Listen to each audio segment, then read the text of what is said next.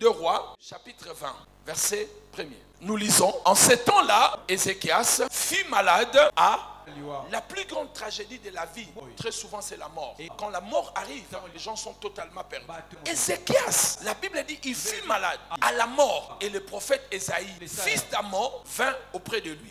Et lui dit quoi? Ainsi parle l'Éternel. Donne tes ordres à ta maison, car tu vas mourir. La Bible dit qu'Ézéchias fut malade et à la mort. Et la maladie conduisait Ézéchias à la mort.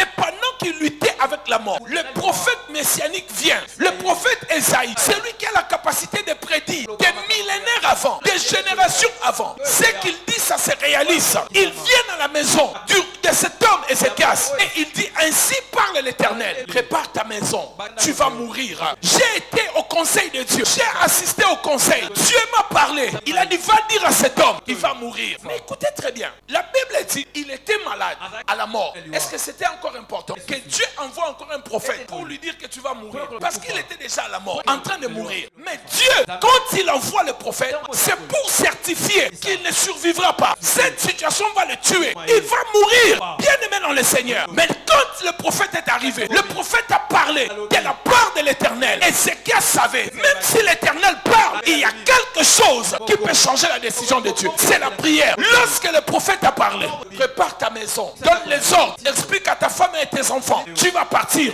La Bible dit, cet homme qui était malade, il a prié, il était malade à la mort. Il pouvait dire, on a prophétisé pour je vais mourir, mais il a refusé. Il a commencé à prier. Il a tourné son visage sur le mur.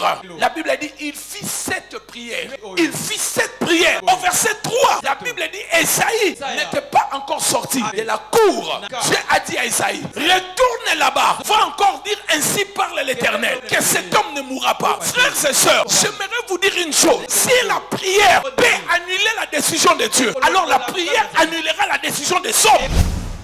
Donnez-moi un amen bien. La prière annulera la décision des médecins. Si la parole de Dieu, ainsi parle l'Éternel, a changé par la prière, à combien plus forte raison la parole d'un homme, la décision d'une autorité judiciaire, la décision médicale, elle peut changer si les gens prient.